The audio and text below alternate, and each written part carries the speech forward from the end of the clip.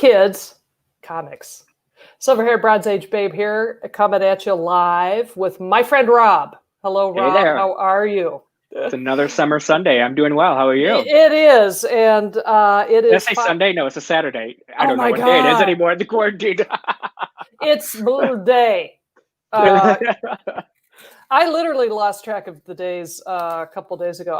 If it weren't for my little alarm clock that when I hit in the morning to see what time it is, it tells me what day it is. So I was like, okay, good. But it is Saturday.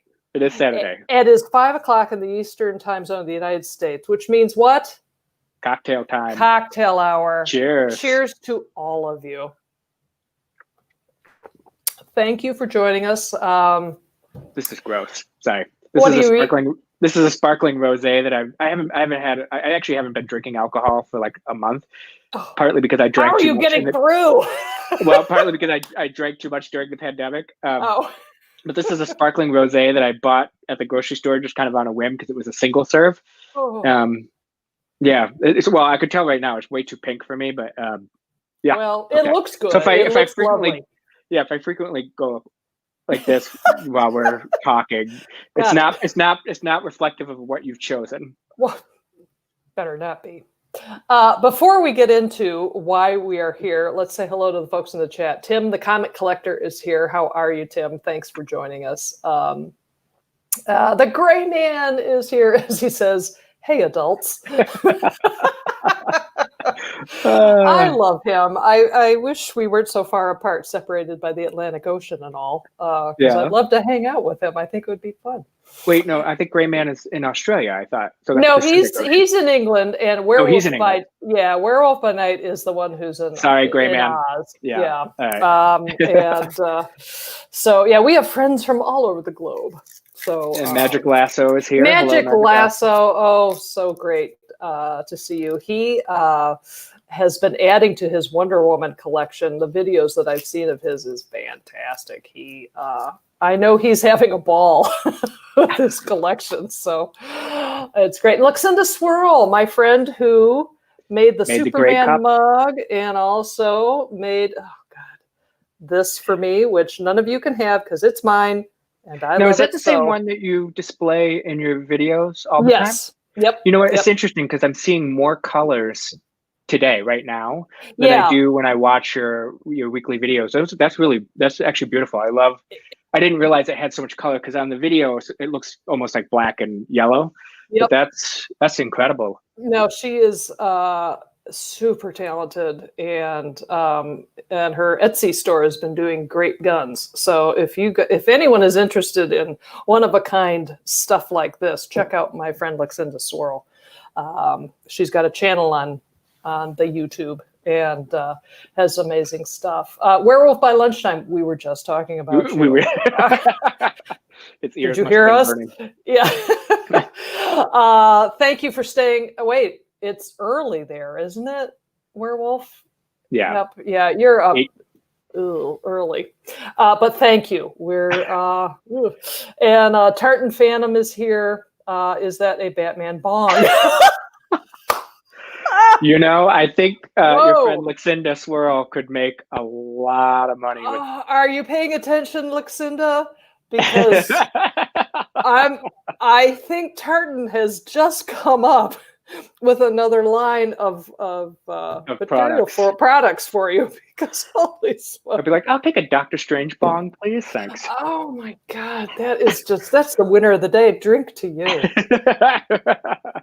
All right. Well, so the point of today's exercise is to talk about our favorite runs from our collections. And I came up with this idea, on Thursday, I think. Yeah. And I texted Rob and said, what do you think? And he said, yes. And so I'm like, great. And then I was like, oh, I guess I got to actually go through my collection and pick three. So what we're going to do here is we're going to swap back and forth, and we're going to talk about our three favorite runs from our comic book collections, and talk about what they are, why we love them, and we can't wait to see what you guys have to say about our choices and how smart they are. Yeah. Or not. Or let us know which runs they love too. You know, Absolutely. like, yeah. Because listen, I've got a pen, I've got paper, and if you don't think I write stuff down from what you guys talk about, you're wrong. So, and Gray Man, he's got to go eat. That's fine. You are excused. It's time for dinner where he is, so he's got to go. So, anyway, my friend Rob, yes. You're up first. Let me make you big, and let's see what you got. Yeah, I kind of swapped out some of the artwork here too. That's a Francis Maniple sketch I got my very first convention, and then there's a Joe Quinones, Lois Lane, and we'll do a Superman. I have tons of Superman sketches like this. I'm trying to figure out like how to decorate for a workspace, so I haven't committed anything to. I haven't committed holes to that wall yet. Well, we know what you want to put on there, but that's... right? Yeah, it's sort of. All right, so we talked about favorite runs, and I got to say, like in some ways, I kind of commented earlier that before the video that giving me short notice was good because I didn't overthink it, and this was also perfect timing because about 2 weeks ago, I actually got my long boxes out of my parents' basement and brought them to my place. So as we go through the pandemic, I'm kind of finding myself going through and rereading things. Now, the 3 runs I've picked, I'm not going to go through them all at once. We're going to kind of go back and forth, but the 3 runs I picked, I will admit I have not read probably in 20 years. I reread them and I have an excellent memory, but I may skip a few details. So go ahead and start. The first one I did is I actually decided to start with what kind of got me into collecting comics, because that was my kind of a run. It was the fall of 1989. And in that year, of course, the Michael Keaton Batman movie came out. And I remember being on elementary school in the playground. Now, this is a George Perez cover. And this is A Lonely Place of Dying. And now you can see that this is like a beat up reader copy. Maybe you can't quite tell, but this is what I had when I was like, 10 years old or so. And I had it signed by Marv Wolfman and George Perez at a convention. And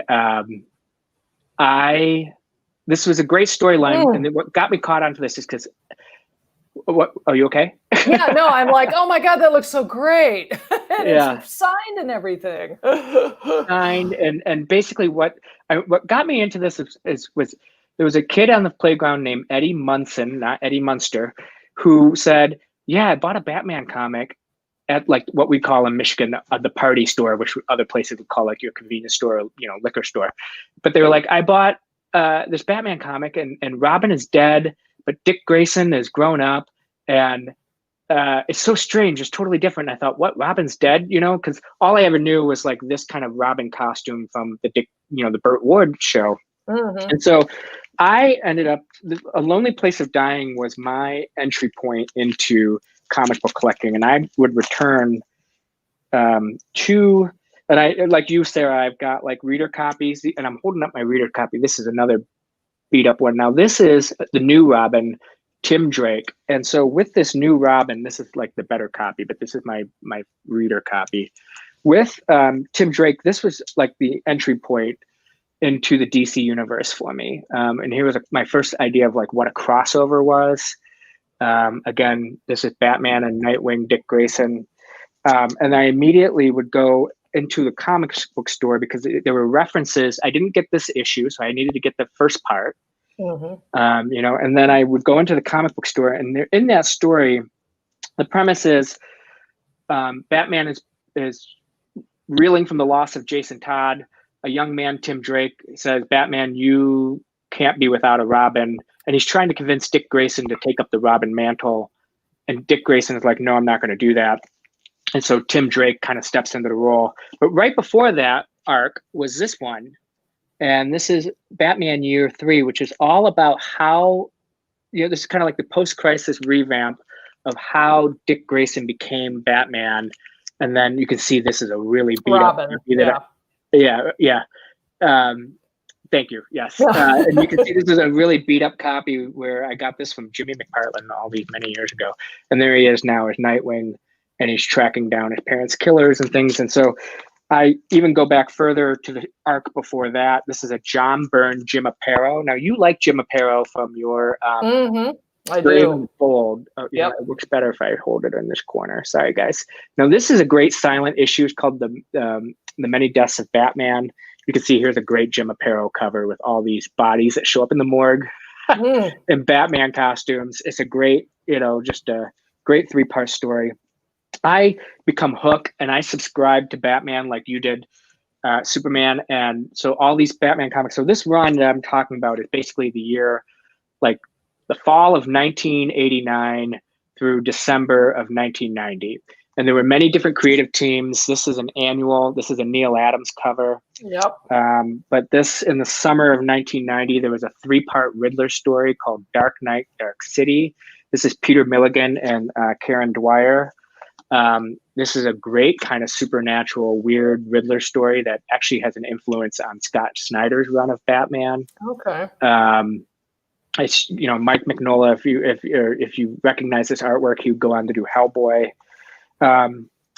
Then Alan Grant and Norm Breyfogle were doing Batman at this time, and this is a storyline with Scarecrow, and it's dealing with Tim Drake stepping into the role of Robin after the death of a Robin, and he ultimately stands up and becomes Robin, and then here's his new costume. And so this was just like it got me hooked on returning to comics because it was a continuing story. There was a crossover with the Teen Titans, and there was this new youth character that kind of introduced me to these characters, because I know everyone knows a Batman and Robin from Super Friends and things, but the Tim Drake character just really got me into the DC universe. So. Well, the folks who lead you in are always going to be a special character. That Batman year 3, I did a video where I talked about Batman years 1, 2, and 3. And I ended up getting year 3 first, even though I didn't really read it. And it was because my cousin was flipping a house, and she called, she's like, "We found comic books. Do you think we're rich?" And I went over there and I was like, "Oh, you're not rich, but I will take those off your hands for you." So, and I also had that, they also had that Neil Adams Two-Face cover that you showed too. Oh yeah. So, yeah. So I was like, well, I like Two-Face. But anyway, I ended up, and I had the original Batman year 1, like the first issue of it, and hated it when I bought it, hated it when I first read it. And then it's like, I reread it, loved it. And then I went back. And so it's like, wait, I already have year 3. I don't have to buy it. So it's interesting. I've always liked how they, Batman just kind of effortlessly lends itself to different eras and different runs and different different interpretations, easier than some characters in the DC universe, and easier than the one I'm going to talk about now. Okay. So I will make myself big, because the first run I want to talk about that is super important in my collection is the Spectre. Ooh, yeah, you're talking about. Picked a Spectre run too. You were talking about the artist Jim Aparo, and this is also by Jim Aparo. This cover is by Jim. The interior art is by him. This started in 1974. And the stories are by a writer named Michael Fleischer. Aparo does the art, and the editor is Joe Orlando, and I'm going to talk a little bit about him. But this is the Spectre, I think, had been around for a long time, since I think the Golden Age. And yes, well, he was created by the Spectre was created by Siegel and Schuster, who created Superman. Okay. And wasn't his superpower basically being able to scare people? And which is fine. But this iteration of the Spectre in the Bronze Age was much more involved in bloody vengeance. He would basically kill all the bad guys. And in really clever and gruesome ways. He would turn them into stone and then shatter them. He would turn them into glass and then shatter them. He would turn them into wood and like burn them. I mean, it's fun. It's kind of funny a little bit. And the thing that I read later was that the editor of the book, Joe Orlando, he was mugged. He and his wife were walking down the street in New York City, and in broad daylight, he was mugged. Wow. And he's like, the feeling of powerlessness and emasculation, because my wife is right there, and this guy running away with my wallet. So in the early 70s, crime, particularly in New York, was a big deal. It was, people were concerned about street crime back then. Well, yeah, the 70s and 80s with the urban rot, people had fled for the suburbs. Yeah. And Tartan knows. Spectre would cut them with giant scissors. There's a great scene where he just gets cut in half, kind of like Darth Maul. Remember? The guy gets cut in half. So, and the Spectre himself, it's a great character. His alter ego is Lieutenant Jim Corrigan, who had been killed, but not really. And so he's able to transpose himself from a human form to the Spectre, who can do all sorts of magical things. I mean, the fun in reading this stuff now is that the Spectre's dialogue is very bad actor drama.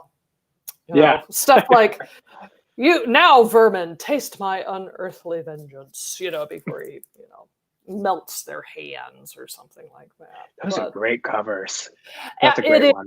And the interior artwork is also, it's of a piece. It's very dark. It's kind of foreboding.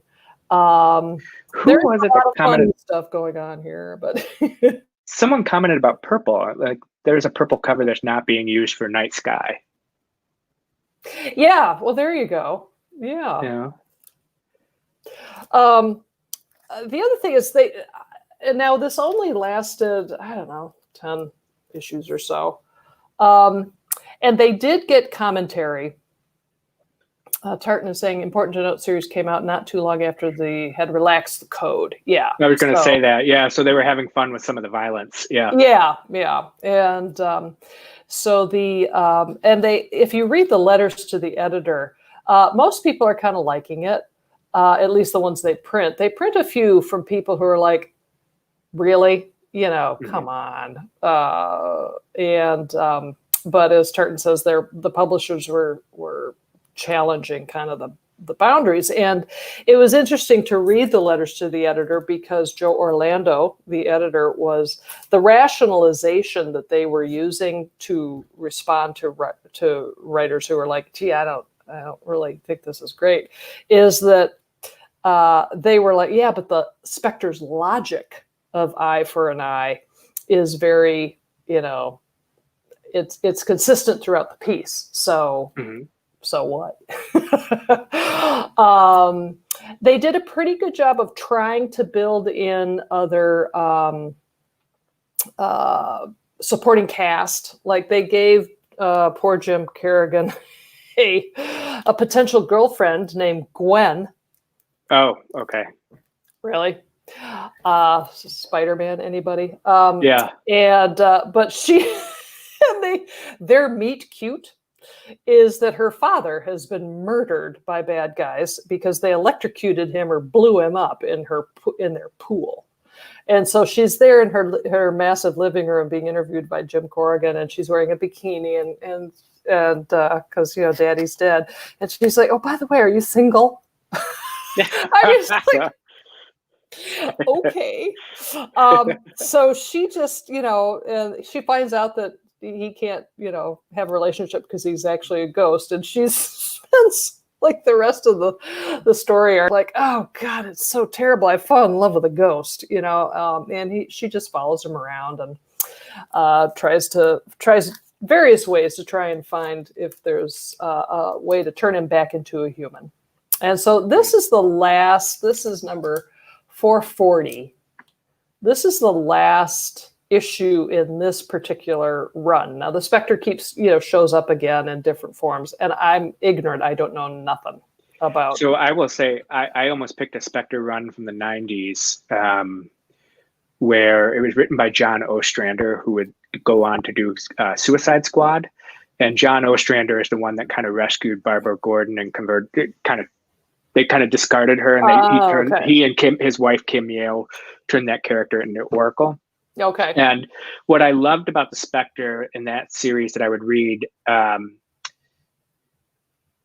so John Ostrander was actually studying in the seminary, and so he takes the Spectre to the arc of what does it mean to be the wrath of God? What does it mean to have forgiveness, which is part of Christian tenets? So it really starts to bring in a great deal of religion and kind of philosophy into the series, but it would also have some of the similar fun. I remember you did a video about Spectre, and I think I commented on it. Like, again, this was like around the mid 90s, 94, 95. And so there was like, of course, like a white Bronco, and there was an athlete running in a white Bronco, and the Spectre stops the car in the car chase. And so, it was very much a commentary on the time. So it was still kind of violent. It was kind of sort of Vertigo, but not.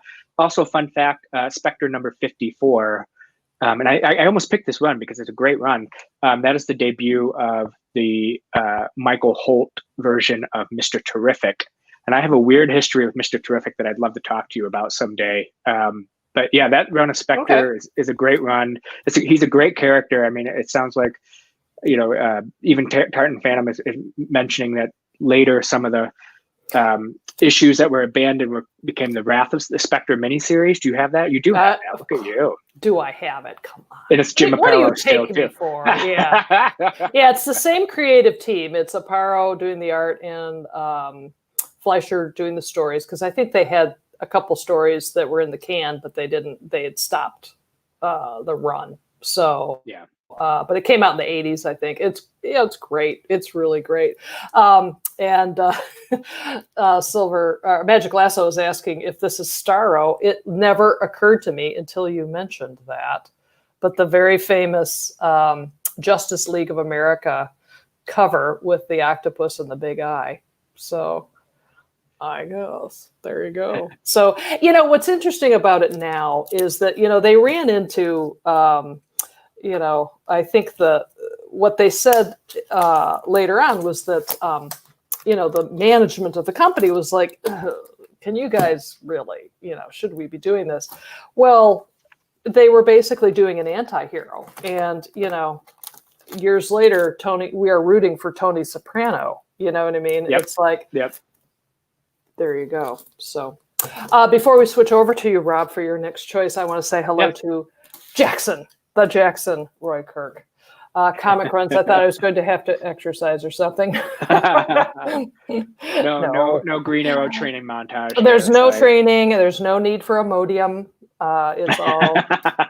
It's all good. So so that's my first run. So Rob, you're up. What next do you have for us? And I shall make it big. This one is a deep cut. So I was going to go with Sandman, Neil Gaiman, but there's been a lot that's been said about that. What I kind of love about this is that this is not like what do you recommend for new readers? What is the greatest of all time? This is just what are runs that you love. So when I look behind the Sandman, I found one of the stories that launched with Vertigo that I think often gets overlooked is the Sandman Mystery Theater by Matt Wagner and Guy Davis. And this is the Golden Age Sandman who was pals with the Spectre in the Justice Society of America. And you can see he's, Wesley Dodds. He was a wealthy guy who, serves in World War I. And this is Depression era New York. And he starts to have these dreams, and he sort of has a little bit of kind of precognitive abilities. And that is what compels him to fight crime. And so he dons the gas mask from World War I, and he has a gun that shoots gas to put people to sleep. And this is just an incredible noir series. The covers are like photographs. Tartan Phantom saying, "Oh, you're hitting on all the cylinders now." SMT is so underrated. You know, one of the things is I'm writing it down. Yeah, you're gonna love this, and I'm gonna explain this a little bit further. But I'm gonna stop for a minute to show some of the inside art. But I'm gonna show these covers. These covers are all kind of photo covers, and what they would do is they would do these photographs, and then they would just have a line of verse. You know, behind the kneeling laughter, her eyes sank with the years of hatred and shame. You know, this is another one that I love. The sonata cut short by an unexpected note, and there's the body slumped over the piano. It's a Vertigo series. Vertigo, when it first launched, still was kind of acting like the way Black Label did, so it never shied away. I'm not showing all the covers in the run, but it never shied away from its superhero past. But there's a storyline with the Hour Man here. But there are just these great photos, covers, and it's total noir. I really enjoyed the Perry Mason series on HBO this summer, which is Depression era noir, and this is that. Now the character kind of makes his debut at the World's Fair of 1930. Oh God, I'm fogging up on the year. I want to say like 1935. Anyway, so now the Phantom of the Fair. Now it does. What a lot of this is dealing with are characters who are on the margin. So in this particular case, the Phantom of the World's Fair, you can see it's very much he's haunting gay men, or he's targeting gay men. So it never shied away from themes. It would deal with, you know, Asians that were being targeted in the Depression era. Certainly dealing with women. I'm going to stop for a minute to show this annual is the Sandman annual. They only did one. This is actually, a lot of people think that Kingdom Come is Alex Ross's first art for DC Comics, and it's actually not. This annual has several artists in here, but the character Wesley Dodds, what I love about it is that Guy Davis doesn't draw him. You know, some people didn't like the artwork. They thought it was too ugly. And I'm also going to just point out some of the words on here. He has a girlfriend named Diane Belmont, who is a smart, you know, she is the daughter of a socialite, so she is of privilege, but she's also marginalized because she's a woman. It does have a connection to Neil Gaiman's Sandman. Her father is the DA. They fall in love. I actually did save some slides. I don't know if you want me to do a slideshow. We're just going to show covers. Yeah. Sure, so here's the Alex Ross pictures. I mean, HBO... Neat. If HBO had success with Perry Mason, they should absolutely adopt this series and create a Depression noir DC property that is totally overlooked. I mean, you could just have so much fun with this. I mentioned Diane Belmont because one of the things they would do is almost every mystery was 4 issues. And so the first arc would be narrated by Wesley, and then the second arc would be narrated by Diane, and then they would volley back and forth. And so you would get the perspective of, imagine reading a Superman run where like the storylines would alternate between Clark's perspective and Lois's perspective. They gave her, and they treated this relationship with maturity. I don't know why I gravitated toward this when I was like 13 years old in 1993, but I loved it. I loved noir. It introduced me to Raymond Chandler and Dashiell Hammett, and you and I are going to be reading In a Lonely Place for book club in November. Yep. And the character of Diane Belmont, I mean, she craved the cold camaraderie of intrigue and raced to the night to lure a killer, but one thing she couldn't outrun was the warm whisper of love in her own backseat. She eventually kind of becomes a sidekick for the Sandman. This cover is one of my absolute favorites because you had Adventure Comics there for Jim Aparo. Oh, no way. Again, that's cool. Here's this photo, and you can see they play with the masthead. They really embrace Tartan Phantom saying gritty, noirish adult series throughout. It's so nice to have stories in a 4-issue run arc so you can read and collect them whenever. And this helmet is Neil Gaiman's Sandman, so there is like a slight connection to it. I mean, but these covers, just take a look at these covers. Holy this smokes. is, they could be like, this is obviously a Phantom of the Air, a killer over the radio waves. But it was just total noir. It just hit my teenage heart, who kind of loved this crime stuff. He just looks like a great hero. I mean, he just got this great look with the suit and the fedora and the trench coat and the gas mask. Diane Belmont will later become a noir mystery writer herself. And so they give the character, the superhero's girlfriend, this absolute equal kind of time and place in ways that just so often get overlooked, especially in the 90s. Cool. This is the Goblin. It was like a child killer. So it kind of reminded me of the Perry Mason. Yep. And it concluded in issue 70. And, there's Wesley, but there's Diane. And I mean, it's just, they're always equal billing. They're always incredible characters. Do I have to know much about the Sandman in order to jump in? Okay, good. No, and that's what's great about it, because it still adheres to all the points of Sandman over time. But you don't have to know anything about it. You could read it fresh from start. Now I'm going to share my screen real quickly if I can. Yeah. Push the button. There we go. Oops, sorry. All right. Let me. Do I have to do it? I might have to do it. Add to screen. Okay. There it is. All right. So this is that noir look of Alec Ross in that Sandman Mystery Theater annual. That was his first work for DC Comics. Just the black and white is gorgeous. It would look great on HBO. So here's Guy Davis, who is the series original artist. This is the meet cute between Diane and Wesley. And he kind of, he narrates there in that second row. The daughter seemed blustery and genuine, but his daughter was powerful. I could tell she was used to attention, but intrigued by my own apparent lack of interest in her. And of course, he's making little notes, and she bumps into him and, oh, you don't like professional sports, Mr. Dodds? No, I find them rather pointless. The hysteria they cultivate, the Romans used to call it, and she finishes the sentence, bread and circuses. They look like real people. Wesley Dodds never looks like a muscle-bound hero. She looks like a very much of a woman of a natural thing. Now, it's a very talky series, but whenever there was action, if you look at this action sequence now, this is the first time, this is issue number 2.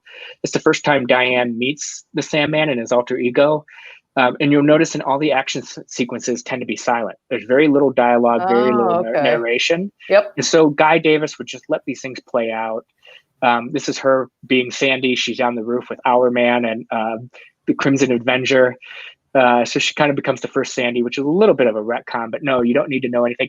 That purple and yellow costume, that's Wesley wearing like the Jack Kirby costume that they gave the character. And I pointed it out to say, like, that's a real body. That's a real middle-aged man's body. It was an incredible series. So I have some more slides, but I'll save that for later. We can stop sharing. Okay. But yeah, the Sandman Mystery Theater, it's 70 issues long. You don't have to do it. Just read the first maybe 2 arcs and just see if it's your thing. Yeah, I was just going to say, if it's in 4-issue arcs, it's like, well, that's easy to try, Yeah. So people in the chat, tell me which first arc should I try? You tell me. Argue amongst yourselves about which one I should try. The first one. Probably.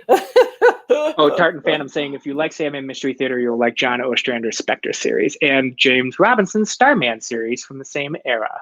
So, see, I knew that when we started talking about runs, it would get people excited. So, because we all love them, we all collect them. So, all right. Sandman Mystery Theater, like, I know you love noir, and I know you love the Raymond Chandler things from our book club experiences. I love the Perry Mason show too. I thought that Perry Mason show was outstanding. So good. Yeah. And I think if you like that, honestly, I think you're gonna love Diane Belmont. I can't wait for you to meet her. Sounds like it. Yeah. Okay. Yeah. All right.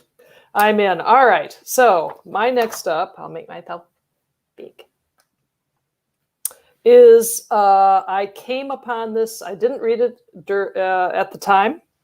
But I came upon it in my collecting adventures, and I fell in love with the original Swamp Thing. And this, by the way, all of you high-grade collectors out there, I know you're throwing up in your beer because of the status of this book. Yes, it's crappy, and I don't care. I read the entire 10 issue that it started in 1974, I think. She says. No, wrong. 72. Swamp Thing first appeared in a short story in House of Secrets. House of Secrets. Number And they 82. got such strong reader feedback to the positive. They won a bunch of industry awards as best comic book story. So they're like, well, we got to do something with that character. So they basically took the same swamp creature thing and gave him a brand new origin story, and off to the races. And they used the same artist and editor and writer to create 10 issues that are just comic book brilliance. No two ways about it. The art is by Bernie Wrightson, who passed away a couple of years ago. Very well known for horror and mystery type of stories.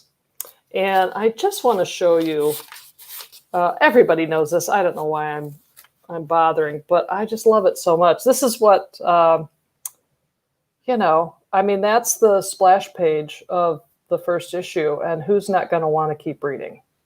You do like your horror comics. It's not bloody horror, it's mystery. Yep. I'm the same way. You and I have got, that's where we overlap. Yeah. Yep. For everyone who's watching at home, we just finished reading Carrie for book club, and both of us loved it. Exactly. But the depth of the art. I mean, Bernie Wrightson, throughout this entire run, his enthusiasm for this character, and actually all of the characters in this thing, is so, it just pops off every single page, and you can't say that about every comic book run or artist, but this boy, he sure nailed this stuff. And what I also loved about this series is that, so basically you've got this scientist, Alec Holland, who bad guys, try and kill him. And he ends up running into a swamp and turning into Swamp Thing. Meanwhile, they end up killing his wife. And so this is not his wife. Linda Holland. Right, Linda Holland, yeah. That is not his wife, so ignore that. But but it's the daughter of his arch nemesis. Right. So so basically the story is that Swamp Thing is then searching the highways and byways and the bogs of the world in search of the man who killed his wife and who caused his transformation into Swamp Thing. And he's also looking for a way to turn himself back into a human. And along the way they work this story is they pay homage to wonderful horror movies and interpretations. Frankenstein gets a lot of coverage in this thing, or we're by lunchtime, nods. He was just commenting that. The Frankenstein stuff, the nods to Frankenstein, the werewolf, or Wolfman. Yeah, I mean that's a Frankenstein. Look at that. I mean, pitchforks. I mean, if that cover doesn't tell you. It tells you exactly what the zip code is, and what you're going to be reading. And by the way, I think it's beautiful. I just absolutely love this.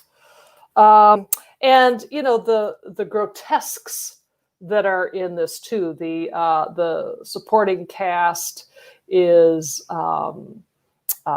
interesting. Swamp Thing comes across a bunch of science projects gone wrong, and Bernie Wrightson has a wonderful time with that. If there's one book in the series that is like the weakest of the bunch, in my opinion, it's probably this one, because Batman makes an appearance. That's fine, it's fine, but it just feels weird, and but hey. Corporate probably sent down a note saying, why can't, why don't you? Let's sell some more issues. Let's sell some more issues. So, but they did it. It was as good as it was going to be. And so off they went. So I hope Luxinda Swirl is looking at some of these beautiful covers and the colors, because, if you have anybody who drinks green juice, I feel like a Luxinda Swirl Swamp Thing cup could be kind of amazing with some of the colors. Or a Swamp Thing bong, a swamp bong. A swamp bong. Oh, God. These ideas are free, Luxinda. So.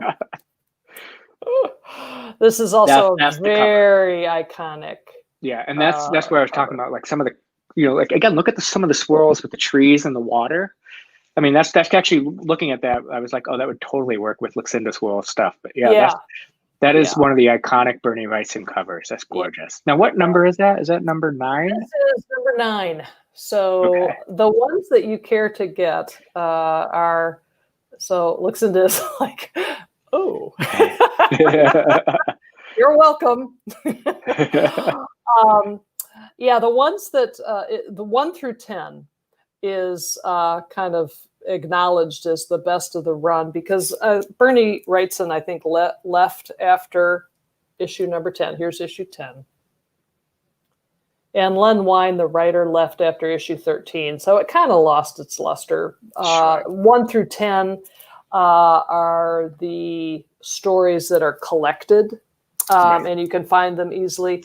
But I'll tell you what, because of the kind of collector I am, yes, I originally read them from a collection reprint thing. Mm-hmm. But I love to actually hold the original books in my hands and smell them and see what the paper feels like. And that's why I went in search of all of these, because there's something about the time travel to me. I didn't read these in 1974, but I remember 1974, and I wish I had read them in 1974. So that's why I went in search of all of them, and and happily paid whatever I paid for this crappy copy. Because if you could smell this, it's good stuff, man. So Swamp Thing, a very important part of my collection. Yeah. Now, Magic Lasso asked who would win in a fight, Swamp Thing or Man Thing, and it's unquestionably the Swamp Thing. He becomes one of the. Man Thing is sort of I think Man Thing comes after Swamp Thing, but because of the success of that run. But now for me, my entryway into Swamp Thing was, believe it or not, a TV show that ran on like USA Network. And then I would read the Swamp Thing run when it became part of Vertigo with Mark Miller and Grant Morrison. But so kind of like what you said in terms of going back, I bought the Alan Moore run in back issues, and that's one of those runs that I love to go into a store and just fill in the holes in the run. I still don't have every issue of the Alan Moore run, but I have quite a bit because it started at like 21 and it continues through like 60. And so I have a number of them. The Swamp Thing is an incredible character. And Alan Moore's, he starts in issue 20, kind of wrapping up the storylines. And then in 21 is the anatomy lesson, which everyone talks about as being one of those ways of telling a story with an old character through a new way. Mm-hmm. And Alan Moore's whole thing was that he was never the body of Alec Holland encrusted by swamp. Alan Moore said Alec Holland died and the roots took the memory, they absorbed the memory of Swamp Thing, and he's a ghost in weeds. And I just love that run of Swamp Thing. I'm best read in a dim room at night. It would help if you had an owl outside as well. Right. I agree, Werewolf. I agree. No, seriously, it's like if, as Rob and I were saying before, it's like since pandemic seems to be going on and will, thank goodness for comic books, because we can spend our time doing something else. I also wanted to share what Tartan said. Reprints are often color too bright due to the difference in the paper. Absolutely. I wish I could say, oh, great, but to me, they're so intertwined, story and paper and smell and everything. So to me, it's there's a great benefit to go out and search for the originals in runs. You know what I mean? So that's my number 2. Okay, Rob, you're up with your third and final favorite run, which is drumroll. All right. So Make you Phantom actually kind of spoiled it, and I obviously don't have all my long boxes here, so I didn't cheat. This was actually sitting on my desk No. while we were talking. This is the 1990s run of Starman by James Robinson. And now you may ask, who is the Starman? I'm going to pull this issue up real quickly. If you've been watching the CW, there's a new character called Stargirl, and she has this rod. She gets this rod from Starman. Now, this Starman, this is total 1990s. I'm actually curious to see how well this ages when I reread it. You know, he makes references to Chris Isaac from, you know, being super cool, and he was super cool at the time. But what I loved about this era of Starman was that it, Ranger Sly, oh yeah, Starman is the best. This is a legacy hero. He is the son of the Golden Age Starman, and I know you like the Golden Age Starman because I saw that Brave and the Bold where he teams up with Black Canary quite a bit. Yeah. The premise of this is it's so good. It was such an antidote to the 90s Image Comics. This is issue 0. Opal City is a city in DC Comics that had never been used before until this series. And this is an example of world building that is just outstanding. Every corner of this neighborhood is outstanding. And David is the son of Jack Knight, who is the Golden Age Starman. And his father has retired and he's decided to adapt the mantle. And you can see on page 3, he gets Janet Leigh. And he dies right away. Somebody assassinates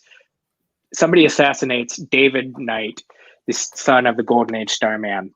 And it's a story about how Jack Knight has to take up the mantle, despite the fact that he is not his father's favorite son, that he and his father have some contention. His father becomes a scientist. Now, this James Robinson kind of take on Starman sort of begins with the Golden Age, which was a 4-issue miniseries that he does about the Golden Age heroes.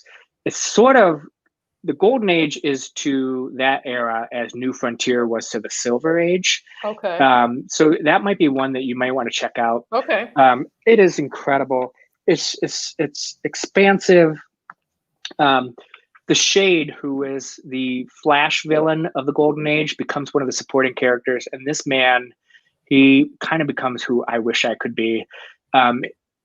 What's great is Jack Knight is he runs an antique store, and he's going to drop a lot of pop culture references, but he's just cool. And in the 90s, to have somebody who decides to have a costume, to not have a costume, I mean, he's just tatted up.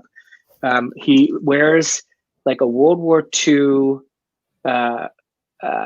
anti-flare goggles, which makes sense because he's got this powerful thing. He's got, out of his antique store, he finds like a Cracker Jack sheriff's badge that he puts on a leather jacket. The leather jacket is, I got another picture of it, but it's like, instead of using like his brothers wore this, he would wear like, this is like a zodiac kind of star. And what would they do is they would do these storylines, and then they would take issues to kind of pause. I don't think Robinson's getting enough recognition either of that. Yeah. He would take pauses where he would talk like this. He would be in black and white. His brother would be in color. And so almost every year there would be an annual Talking with David issue where he would have these moments where he's talking to his brother in the afterlife. The Shade would then narrate issues of Times Past, which would tell the story of Opal City. And, the Shade would be hanging out with like Oscar Wilde. And when I was a teenager in high school, this is what introduced me to things like Oscar Wilde. What introduced me to these characters. Look at these beautiful Tony Harris covers, and you could just see this is it's kind of like cosplay, practical cosplay before that became a thing with like Connor Kent wearing a t-shirt and jeans and the Superman logo. I mean, Jack Knight just took over. This is another great done-in-one story. This is Times Past. If you love the Justice Society, this Golden Age villain, the Ragdoll, kind of becomes like a Charles Manson-like kind of figure. And, the issue is which of these 4 heroes killed the Ragdoll. Interesting. Cool. In that first arc, Starman's brother, David, is murdered by the Golden Age Mist. Now, the Mist, you may recognize, was a storyline in Sandman Mystery Theater. He has a daughter, Natasha, who is the same age as Jack. She actually kind of takes advantage of Jack, and then she becomes the mother of Jack's child. And they have this long running feud of the Knight family versus the Mist family. Here's Ted Knight and Dr. Phosphorus. So he becomes a major supporting character as well. They introduce a family of cops called the O'Dare family, and this young woman, Hope O'Dare, ends up becoming the Shade's girlfriend. And then it starts to bring in all the Starmen of DC past. I mean, this is the 1970s David Bowie Starman. He's found in a carnival as a sideshow freak. Here's the Mist, and she has taken advantage of Jack Knight, specifically for the cruel purpose of becoming the mother of his child. Oh, God. But here is Starman versus the Mist. I'm cheating through covers. Now, I mentioned Sandman Mystery Theater, and at one point there was an arc where Jack Knight teams up with Wesley Dodds. Now, Wesley Dodds is older, but what's great is that Jack Knight, because he's an antique collector and he loves vintage movies and everything else, he is more nervous about meeting Diane Belmont than he is Wesley Dodds. And kind of like Swamp Thing, they sometimes would just randomly interject Batman to goose the sales. They would sometimes cross over with Shazam, which at the time was operating in Fawcett City. And both of those are examples of taking geographical locations and build this out. I love Astro City and almost thought about recommending Astro City. But Opal City is one of these places in the DC universe that it builds out where there are ghost pirates. There are movie posters that would eat people up. This is the Phantom Lady. I mean, it just brings out characters from the past. Oh, here's that Zodiac logo. That was his jacket. He just, in the 90s, of course, you have to have a foil cover for your anniversary issue. So, why not? This is an interesting story. At one point, Jack goes to space for a year and he meets a young Jor-El. Oh. And in this, he sort of gives Jor-El the coordinates to Earth. And that's how Superman finds his way to Earth. And these are now Alec Ross covers. I mentioned them. This is Jack Knight. This is Will Payton, who was the Starman of the 80s. The Starman behind him is the Starboy from the Legion of Superheroes. This is that 1970s Starman that was part of the DC implosion, who was kind of like a David Bowie-esque Starman. This is another Starman who is a prince of a planet. This is kind of a made-up Starman for the series. He didn't exist, but it was the Starman of the 50s in Opal City. And then, of course, here is Ted Knight, not the one from Mary Tyler Moore, but Ted Knight, the one who would team up with Black Canary. Ted Knight does die, and it's a literal torch-bearing of the passing the mantle. So at the time of post-crisis, the Earth 2 characters lived on the same Earth as the Earth 1 characters. And so this is all about legacy and passing on the mantle and create, kind of golden age characters becoming new additions for the modern times. It's a gorgeous story. It's expansive. The great thing about it is that Jack Knight meets Superman and they talk about Jor-El. And he actually says, I have a son now, and I'm thinking about giving up the superhero game. I'm going to show that panel in a bit. And then he retires with his son. I'm spoiling the end, I know, but it's 80 issues. I'm kind of, you'll enjoy the journey. I skipped a lot of covers. The great thing is that they also retire the superhero as well. So he gets to retire. He never came back. He passes on the torch to Stargirl, who is now, making TV shows and everything. But they let Jack Knight retire, so it gives a finality to a superhero that, it's great that it's Superman that tells him it's okay to stop, because what is Superman? He fights for truth, justice, in the American way. But what are the words before it? Who fights a never-ending battle for truth, justice, right? Superman is never-ending. Starman, he kind of gives the Starman the out to gives him the out to retire. And so this character, who's very much of the 90s, very much of my high school and college age era, he only exists then. I don't think they kind of reference him, but it's almost like they've let James Robinson just keep that character, which is so rare. And now they're kind of letting Stargirl. The other thing I want to point out, there are numbers of issues. I mean, the Mist even gets a Girl Frenzy. There was a period there was a fifth week event in DC called Girl Frenzy, and you have the Lois Lane one. She gets one. There is even a DC Dark Horse crossover with Batman, Starman, and Hellboy. and they fight Nazis. What they won't do. They fight supernatural Nazis. I mean, it's just an incredible run. Supernatural Nazis. I'm in. You know, I have a thing for Nazis in the comics, so yeah. Wow. Yeah, I think Magic Lasso said he was looking for these. I might be interested in unloading. Now, I only have the first 3 editions, but I might be interested in unloading some of these. But there he is, Starman and Sandman and the Shade.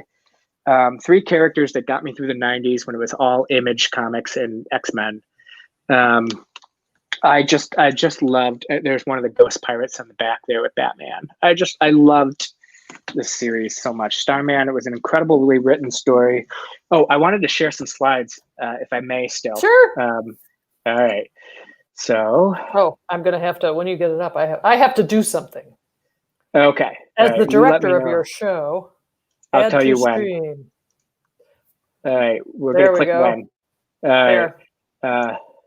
So yeah, here he is kind of reluctantly, the mist kind of says, you're going to have to do this. And he picks up his father's rod and he's like, well, this time I have to try to be the hero. And so it really is his hero's journey, kind of embracing a role that he didn't want, that was supposed to go to his older brother, David.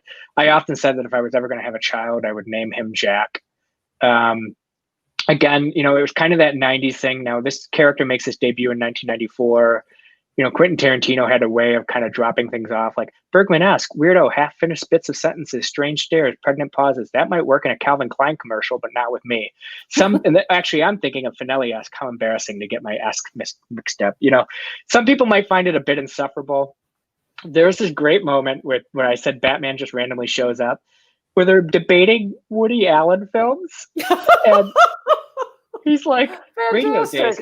Broadway Danny Rose, one for nostalgia and the other because I like the characters. What about you? Sentinel, that's the name of Alan Scott. I like musicals. Now, at the time, Alan Scott was not gay, but that should have been our clue right there. He likes the Broadway musicals, so everyone says I love you and Hannah and her sister. And then, they turn and ask Batman, and Batman's like, I don't watch films. I don't even understand how we got on this absurd tangent. We're in a supervillain subconscious, not a coffee bar. Man, I don't believe you. Everybody has their favorite Woody Allen. Even the Spectre, he liked Bullets Over Broadway. No, I don't care. I'm ignorant of the man's work. I mean...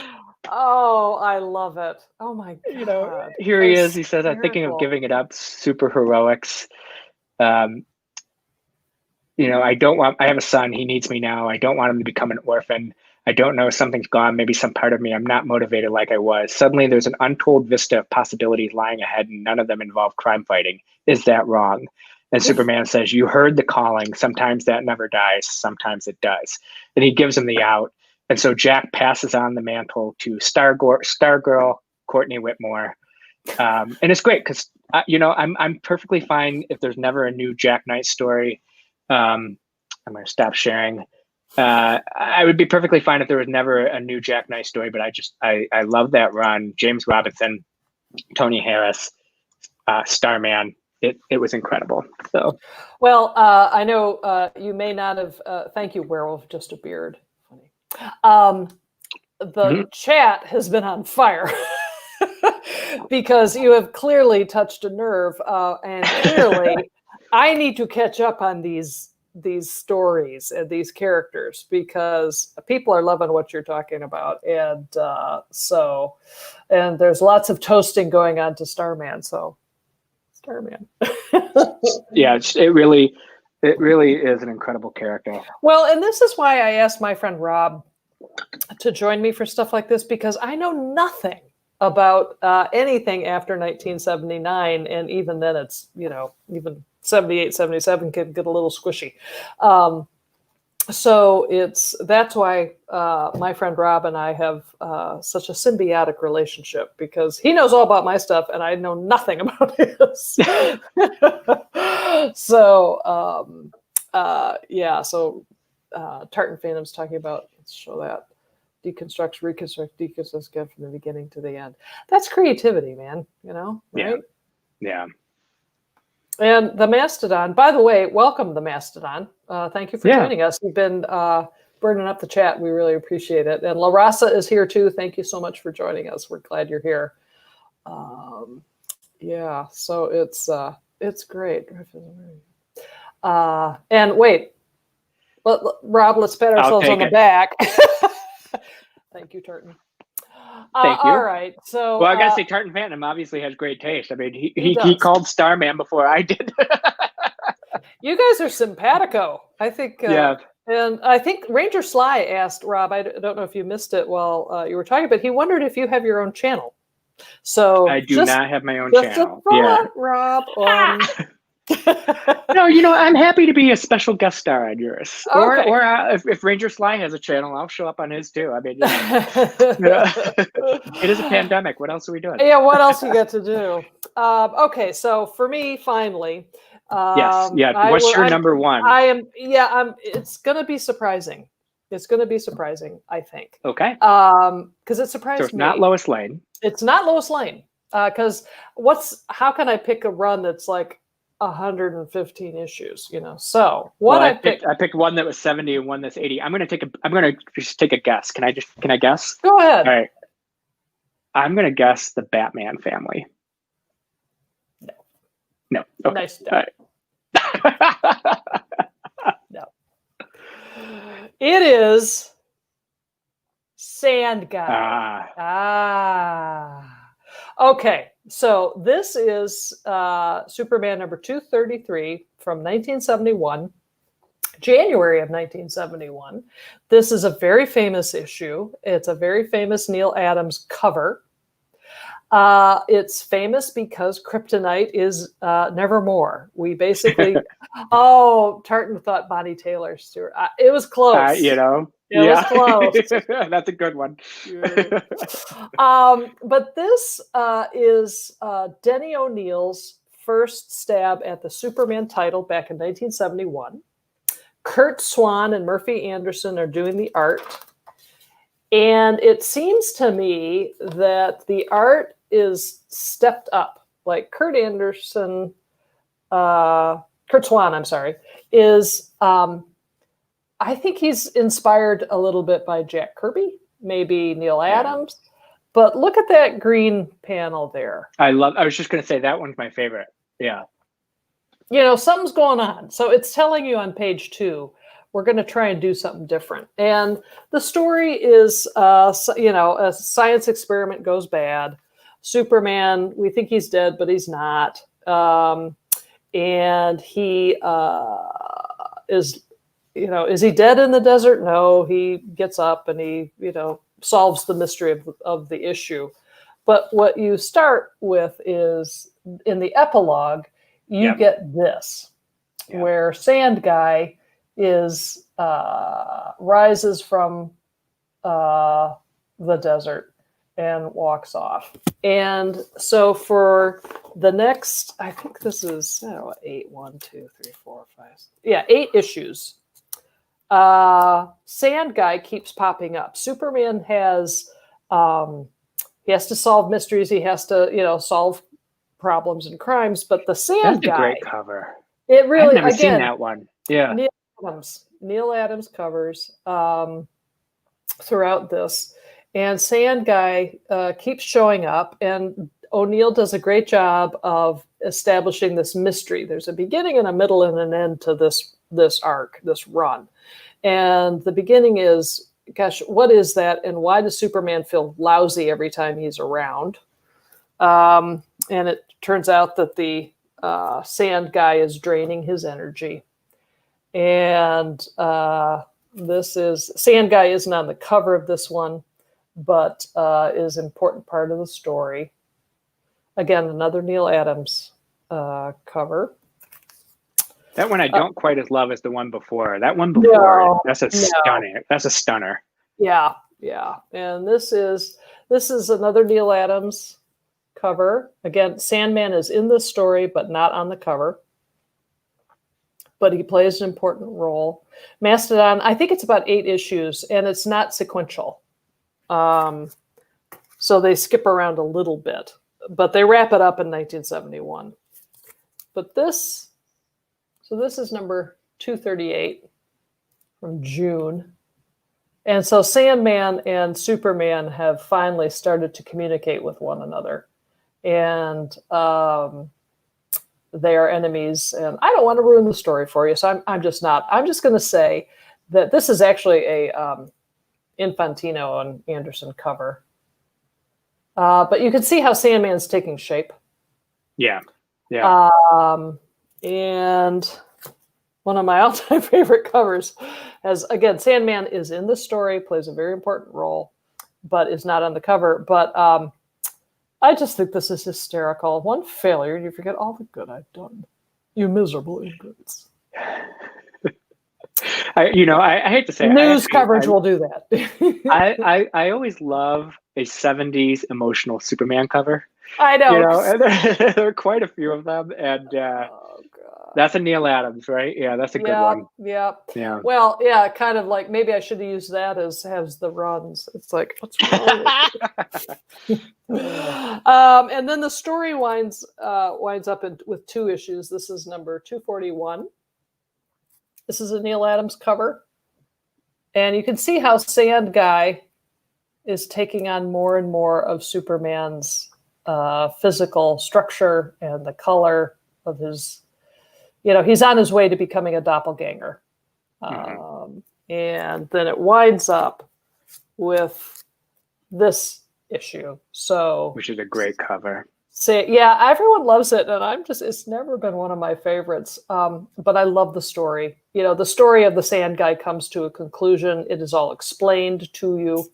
And so basically, Superman and Sand Guy are having it out over the streets of Metropolis. So believe it or not, Sand Guy. And I think one of the things I really enjoy about this run is how Denny O'Neil, they're trying, these young Turks, they're trying to figure out what to do with this character who is invincible. And how do you create new obstacles for poor little Cal? And part of the story includes not just his physical challenges, if something is draining his power, but also his emotional strength is challenged greatly in this. And so it's kind of, I think, the start of that kind of look into that character, which is, he's there's more to him than just bulk. There's some emotion to him too. And the other thing for me, it's like, again, 1971, I love holding them. I love smelling them. I love the ads, the letters to the editor. It's just the whole thing. So I had pulled these out for a video that I had done recently about my Superman collection, and I just started to read them and I couldn't put it down. So So there you go. There's it's interesting. I didn't know that those were non-sequential in that storyline, because I think I've read a collection, right? So and I didn't see the covers, but I knew the story because I think I read a collection, but I didn't realize that they were not sequential. And I'm wondering now if that's where, because Superman stories, especially in the Silver Age, were very much, done in one issues. And I'm wondering if that's where kind of the influence of the upstart of Marvel, like, let's have recurring elements or recurring subplots that kind of become a plot. Like, I wonder if some of that storytelling, we were starting to see that there in 1971 with having a character that kind of appears every other issue or so. Yeah, particularly a villain. You know what I mean? Yeah. It's like they do a pretty good job with secondary characters and general, it's like, well, how is life at the Daily Planet? But, to have a villain that isn't the big bad in every single story, so there you have it. That is our favorite runs. Those are the runs, and those are the runs. So I say it's perfect timing when I finish a drink by the time we've discussed everything. I think it's over. I think we've done it. I would like to thank everybody in the chat. Sleepy Reader, it's good to see you. I love your videos, and I miss your daughter. So hopefully she's still reading comics. So thank you all, folks in the chat. You're as much a part of this as me and my friend Rob. Thank you so much for joining us. I really, really enjoyed it. And my friend Rob, thank you for saying yes to this weird idea. And And now I know that I will come to you with ideas like, hey, I've got an idea for tomorrow. You wanna? And that may be the best thing to do. Yeah. I think I spent too much time on the Catwoman one, and it just got into a rambling conversation. But this was fun, and like I said, I kind of just rescued my comic book collection from my parents' basement, and so I'm having fun now sorting and rediscovering. And like I said, I reread some of these issues of Sandman and Sandman Mystery Theater and Starman as the run was happening. I would go back and revisit things, but I can tell you with certainty, I have not reread some of these things since I was in college, which was almost 20 years ago. So yeah. I'm looking forward to kind of having the same kind of experience that you've been having that led you to this journey. Yeah, it's fun. Jesse, our friend Rob, yes. And I have to say, Jackson, Jackson says, wait, a friend of mine who watches your channel, who I haven't seen in months because the paint drove by, and we chatted for a moment. When he left, I said, thanks for stopping by, kind of with your voice. You're welcome. I love it. Thanks for stopping by. We'll see you again next time. So thank you, everybody. Me and my friend Rob will come up with some other idea, and we will see you shortly, I'm sure. Thanks, Rob. Okay, bye. Bye.